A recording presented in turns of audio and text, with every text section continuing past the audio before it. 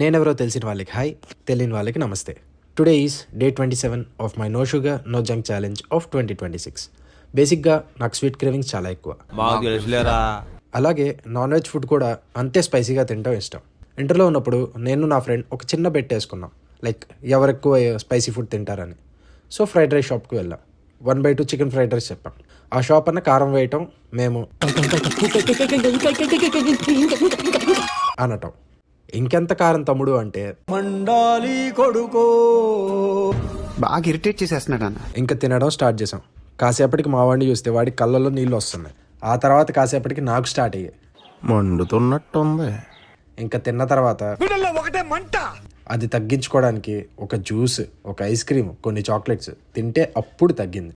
ఆ దెబ్బకి స్పైసీ ఫుడ్కి కొంచెం గ్యాప్ ఇవ్వాల్సి వచ్చింది. పాపం సార్. అనుకుంటే ప్లీజ్ డూ ఫాలో. అనుకుంటే థ్యాంక్స్ ఫర్ వాచింగ్.